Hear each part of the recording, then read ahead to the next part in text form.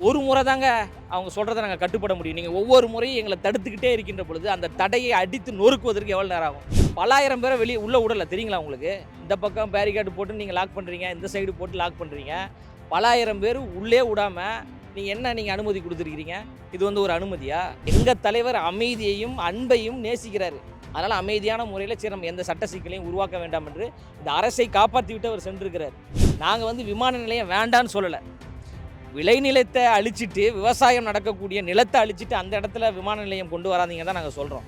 எவ்வளோ புறம்போக்கு இடங்கள் இருக்குல்ல, விவசாயமே செய்ய முடியாத இடங்கள்லாம் இருக்குல்ல, அந்த இடத்துல போயிட்டு நீங்கள் விமான நிலையம் வைங்க. இங்கே இருக்கின்ற மக்களே சொல்கிறாங்க, நாங்கள் 910 நாளாக போராடிட்டு இருக்கோம். மாதத்துக்கு ஒரு சேனல் தான் வரும், மாதத்துக்கு ஒரு யூடியூப் சேனல் தான் வரும். ஆனால் இன்றைக்கி தலைவர் தளபதி அவர்கள் இங்கே வராரு அப்படின்னோடனே ஸ்டேட் சேனல்லேருந்து நேஷ்னல் சேனல் வரைக்கும் ஃபுல்லாக இங்கே தான் இருக்கிறாங்க. எந்த டிவியை திறந்தாலும் பரந்தூர் விவசாய பிரச்சனைகள் தான் ஓடிக்கொண்டிருக்கு. கண்டிப்பாக இந்த மகனுடைய நோக்கம் நிறைவேறும், வெற்றி பெறும் அப்படின்னு இந்த மக்கள் சொல்றாங்க. குறைந்த விலை நிறைந்த தரம், தங்கள் தேவைகள் அனைத்தும் ஒரே இடத்தில். ஜெயச்சந்திரன். தேசத்தின் நம்பிக்கை மாத இதழ் அப்பா பதிப்பகம் இணைந்து வழங்கும் நேர்மையாளர் சகாயம் ஐஏஎஸ் அவர்களின் அனுபவ பதிவில் கடைசி தரையில் கண்டாங்கி சேலை புத்தகத்திற்கு உடனே அழையுங்கள். சார் வணக்கம். வணக்கம். ஓகே, தமிழக வெற்றி கழகம் என்ன இன்னும் களத்துக்கே வரல அப்படின்ற விமர்சனங்கள் இருந்துச்சு. இன்னைக்கு விமர்சனங்கள் எல்லாத்தையுமே கடந்து ஏகனாபுரம் மண்ணில் நான் மக்களுக்காக என்னோட களப்பயணத்தை விவசாயிகள் கிட்ட இருந்து தொடங்குறேன் அப்படின்ட்டு தலைவர் சொல்லியிருக்காரு. எப்படி பாக்குறீங்க? தலைவர் தளபதி அவர்கள் என்றுமே விவசாயத்தின் பக்கம் துணை நிற்கக்கூடியவர் தான். அதில் எந்த மாற்று கருத்துமே கிடையாது. இப்போ எங்களை எதிர்த்து பேசக்கூடியவர்கள் நீங்கள்லாம் என்ன சொல்கிறீங்க? ஒர்க் ஃப்ரம் ஹோம் பாலிடிக்ஸ் பண்ணுறாரு அப்படின்னு சொல்கிறீங்க.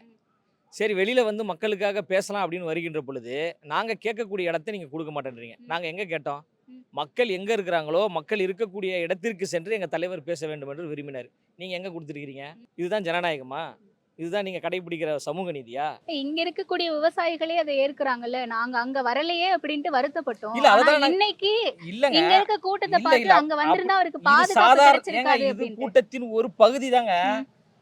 பல்லாயிரம் பேரை வெளியே உள்ள விடல தெரியுங்களா உங்களுக்கு? இந்த பக்கம் பேரிகார்டு போட்டு நீங்க லாக் பண்றீங்க, இந்த சைடு போட்டு லாக் பண்றீங்க.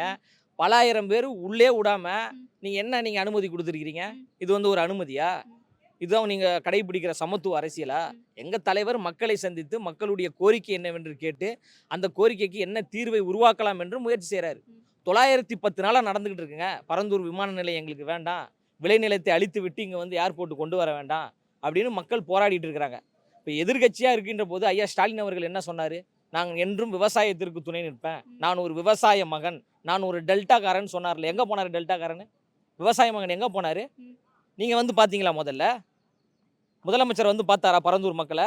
துணை முதலமைச்சர் வந்து பரந்தூர் மக்களை பார்த்தாரா? அப்போ எங்கள் தலைவர் வருகின்ற பொழுது அனுமதி கொடுக்க வேண்டியதான உங்களுடைய அதிகாரத்தில் இருக்குது. நீங்கள் அனுமதியும் தராமல் வரக்கூடியவர்கள் எல்லாத்துக்குமே நெருக்கடி கொடுத்து ஒரு 2 கிலோமீட்டர் 3 கிலோமீட்டருக்கே எங்களுடைய தோழர்கள் எல்லாம் தடுக்கப்பட்டிருக்காங்க. பரந்தூரை சார்ந்த விவசாயிகள் பல பேர் வீட்டுக்கு அனுமதி சென்று அப்படிங்கிறது அங்க போகாதீங்க, அங்க போகாதீங்க என்று சொல்வதற்கு ஏன் அச்சப்படுறீங்க? நீங்க உங்களுக்கு தான் மடியில கனம் இல்லைன்னு தானே சொல்றீங்க. அப்ப மக்களை நீங்க வந்து சுதந்திரமா விட வேண்டியதானே? இல்ல, பாதுகாப்பை கருத்தில் கொண்டு அனுமதி அப்படிங்கிறதே கட்டுப்பாடுகளோட தானே விதிக்கப்பட்டது.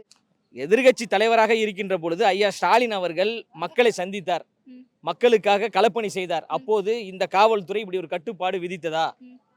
முதலமைச்சராக இருக்கின்ற ஐயா ஸ்டாலின் அவர்களுக்கு இந்த காவல்துறை கட்டுப்பாடு விதித்திருக்கிறதா? இல்ல மற்ற அரசியல் கட்சி தலைவர்களுக்கு இதே போன்ற கட்டுப்பாடுகள் விதித்திருக்கிறார்களா? அப்ப எங்களுக்கு மட்டும் நீங்க இப்படி பண்றீங்கன்னா, நீங்க சொல்லக்கூடிய எல்லாத்தையும் அமைதியான முறையில் நாங்க செய்வதனால எங்களை சாதாரணமா எடை போட்டிருக்கீங்க. எங்க தலைவர் வந்து தடையை மீறி நான் வந்து இந்த மண்டபத்தில் மக்களை சந்திக்க மாட்டேன், அம்பேத்கர் திடலை தான் சந்திப்பேன், பரந்தூர் அந்த ஊருக்கே சென்று சந்திப்பேன்னு சொல்லியிருந்தாருன்னா என்ன நடந்திருக்கும்? இந்த அரசு சரியாக இயங்கி இருக்குமா? உங்களால் பாதுகாப்பு கொடுக்க முடியுமா? அப்போ எங்கள் தலைவர் அமைதியையும் அன்பையும் நேசிக்கிறாரு. அதனால் அமைதியான முறையில் சரி நம்ம எந்த சட்ட சிக்கலையும் உருவாக்க வேண்டாம் என்று இந்த அரசை காப்பாற்றி விட்டு அவர் சென்றிருக்கிறார். நாங்கள் வெளிப்படையாக சொல்கிறோமே, மத்தியில் ஆண்டு கொண்டிருக்கின்ற பிஜேபியும் சரி, மாநிலத்தை ஆண்டு கொண்டிருக்கின்ற திமுகவும் சரி தொடர்ந்து விவசாயிகளுக்கு எதிராக இருக்கிறது, விளைநிலத்தை அழித்து கொண்டிருக்கிறது. இதையெல்லாம் மாற்றப்பட வேண்டுமென்றால் மக்கள் இளிச்சவாயர்கள் அல்ல, மக்கள் ஏமாளிகள் கிடையாது, மக்கள் தகுந்த பாடம் கொடுப்பாங்க. என்னுடைய அரசியல் பயணம் என்பது இந்த விளைநிலத்திலிருந்து, இந்த விவசாய பூமியிலிருந்து தொடங்குவதில் நான் பெருமை கொள்கிறேன் என்று எங்கள் தலைவர் அவர்கள் பேசிட்டு போயிருக்கிறாங்க. வெக்கம், மானம், சூடு, சொர்ணம் இருந்துச்சுன்னா திமுக வந்து இந்த பரந்தூர் விமான நிலையத்தை கைவிட்டு விட்டு, நாங்கள் வந்து விமான நிலையம் வேண்டான்னு சொல்லலை, விளைநிலத்தை அழிச்சிட்டு விவசாயம் நடக்கக்கூடிய நிலத்தை அழிச்சிட்டு அந்த இடத்துல விமான நிலையம் கொண்டு வராதீங்க தான் நாங்கள் சொல்கிறோம். எவ்வளோ புறம்போக்கு இடங்கள் இருக்குல்ல, விவசாயமே செய்ய முடியாத இடங்கள்லாம் இருக்குல்ல, அந்த இடத்துல போயிட்டு நீங்கள் விமான நிலையம் வைங்க. ஏற்கனவே மதுரை விமான நிலையத்தை நீங்கள் வந்து பராமரிச்சிட்டிங்களா? ஏற்கனவே ஒரு விமான நிலையம் கட்டுவதற்கு 850 ஏக்கருக்கு நிலம் ஒதுக்குனீங்கல்ல, அது என்னாச்சு? அப்போ அடுக்கடுக்கான தவறுகளை நீங்கள் செய்து கொண்டு விவசாயம் செய்து கொண்டிருக்கின்ற மக்களை விரட்டி விட்டு இந்த இடத்துல விமான நிலையம் கொண்டு வர வேண்டும் என்று முயற்சி செய்கிறீங்கன்னா யாரோட லாபத்துக்காக செய்கிறீங்க? நீங்கள் மக்களுடைய நன்மைக்கு செய்கிறீங்களா, இல்லை உங்களுடைய சுய லாபத்துக்கு செய்கிறீங்களா என்பதை எங்கள் தலைவர் அவர்கள் வெட்ட வெளிச்சமாக கேட்டிருக்கிறாரு. துணிச்சல் இருந்தா, அருகதை இருந்தா திமுக கட்சியை சார்ந்தவர்கள் அதற்கு பதில் சொல்லட்டும். இன்னொன்னு, விஜய் அவர்கள் இங்க வந்து மக்களை சந்திச்சு இந்த போராட்டத்துல கலந்துக்கிட்டு பேசிட்டு போனா மட்டும் இந்த பிரச்சனைக்கு ஒரு தீர்வு கிடைச்சிருமா அப்படின்ற ஒரு கேள்வியும் எழுப்புறாங்க. ஏங்க, அதாவது மக்கள் தன்னெழுச்சியாக எழுந்து மிகப்பெரிய ஒரு போராட்டத்தை முன்னெடுத்தால் எவ்வளவு பெரிய அதிகார வர்க்கமும் ஆட்டம் கண்டுவிடும். அதற்கு உதாரணம் ஜல்லிக்கட்டு போராட்டம். எல்லாரும் இப்படி தான் சொன்னாங்க. இந்த இளைஞர்கள் எல்லாம் மெரினால கூடி போராடினா ஜல்லிக்கட்டு தடை நீங்கிருமா அப்படின்னாங்க. தொடர்ந்து 7 நாட்கள் நம்ம போராடினோம். மத்திய அரசும் மாநில அரசும் நடுக்கம் ஏற்பட்டு ஜல்லிக்கட்டுடைய தடையை நீக்கியதா இல்லையா? அதே போன்று மக்களிடம் ஒரு கவனத்தை கொண்டு வருவதற்காக எங்கள் தலைவர் வந்திருக்கிறார். இங்கே இருக்கின்ற மக்களே சொல்கிறாங்க, நாங்கள் 910 நாளாக போராடிட்டு இருக்கோம். மாதத்துக்கு ஒரு சேனல் தான் வரும், மாதத்துக்கு ஒரு யூடியூப் சேனல் தான் வரும். ஆனால் இன்றைக்கி தலைவர் தளபதி அவர்கள் இங்கே வராரு அப்படின்னோடனே ஸ்டேட் சேனல்லேருந்து நேஷ்னல் சேனல் வரைக்கும் ஃபுல்லாக இங்கே தான் இருக்கிறாங்க. எந்த டிவியை திறந்தாலும் பரந்தூர் விவசாய பிரச்சனைகள் தான் ஓடிக்கொண்டிருக்கு. கண்டிப்பாக இந்த மகனுடைய நோக்கம் நிறைவேறும், வெற்றி பெறும் அப்படின்னு இந்த மக்கள் சொல்கிறாங்க. இந்த மக்களே சொல்கிறாங்க, இத்தனை நாட்களாக நாங்கள் போராடுறோம், எங்களுடைய போராட்டம் வெளியிலேயே வரலை, நாங்கள் வந்து புறக்கணிக்கப்பட்டிருக்கோம். ஆனால் இன்றைக்கி தளபதி வந்து இங்கே வரேன்னு சொன்ன உடனே இவ்வளோ பெரிய ஒரு செய்தியாக மாறுது. வந்துக்கிட்டே இருக்கிறாங்க செய்தியாளர்கள், ஆதரவு தெரிவித்து நிறைய பேர் வந்துக்கிட்டே இருக்கிறாங்க.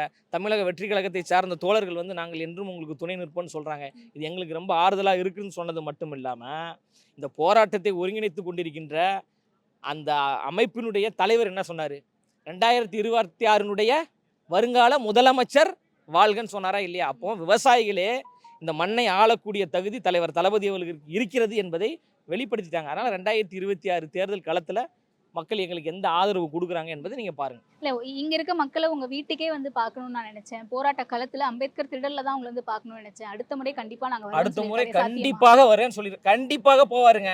யாருக்கும் பயப்படக்கூடிய ஆட்கள் நாங்கள் கிடையாது. அப்பயும் அனுமதி மறுக்கப்பட்டா தடையை மீறி போவோம். ஒரு முறை தாங்க அவங்க சொல்கிறத நாங்கள் கட்டுப்பட முடியும். நீங்கள் ஒவ்வொரு முறையும் எங்களை தடுத்துக்கிட்டே இருக்கின்ற பொழுது அந்த தடையை அடித்து நொறுக்குவதற்கு எவ்வளோ நேரம் ஆகும்? எங்கள் தலைவர் இப்போ ஒரு சொடக்கு போட்டிருந்தாருன்னா நாங்கள் போயிருக்க முடியாதா? அம்பேத்கர் திடலுக்கு போய் அங்கே இருக்கின்ற மக்களை எங்களால் பார்த்துருக்க முடியாதா? எங்கள் தலைவர் வந்து சட்டம் ஒழுங்கை பாதுகாக்க வேண்டும் என்று நினைக்கிறாரு. சட்டத்திட்டங்களுக்கு உட்பட்டு நம்முடைய அரசியல் பயணம் இருக்க வேண்டும் என்று அவர் நினைக்கிறாரு. அவர் ரொம்ப அமைதியாக இருக்கிறாரு. அதற்காக அவருடைய தோழர்கள் எல்லோரும் அமைதியாக இருப்பாங்கன்னு நீங்கள் தப்பு கணக்கு போடாதீங்க. அதனால் வந்து ஒரு முறையான அனுமதியை நாங்கள் கேட்டோன்னா அதற்கு ஏற்றார் வகையில் நீங்கள் அனுமதி கொடுத்தீங்கன்னா அது ஜனநாயக ரீதியாக முடிஞ்சிடும். நீங்கள் ஜனநாயகத்தை வந்து கழுத்தை நெரிச்சிட்டு நாங்கள் ஜனநாயகத்தை பாதுகாப்போன்னு பேசுறதுக்கு அசிங்கமா இல்லையா, வெக்கமா இல்லையா என்று இந்த ஆளுங்கட்சியை பார்த்து நான் கேட்கிறேன். குறைந்த விலை, நிறைந்த தரம், தங்கள் தேவைகள் அனைத்தும் ஒரே இடத்தில். ஜெயச்சந்திரன். தேசத்தின் நம்பிக்கை மாத இதழ் அப்பா பதிப்பகம் இணைந்து வழங்கும் நேர்மையாளர் சகாயம் IAS அவர்களின் அனுபவ பதிவில் கடைசி தரியில் கண்டாங்கி சேலை. புத்தகத்திற்கு உடனே அழையுங்கள்.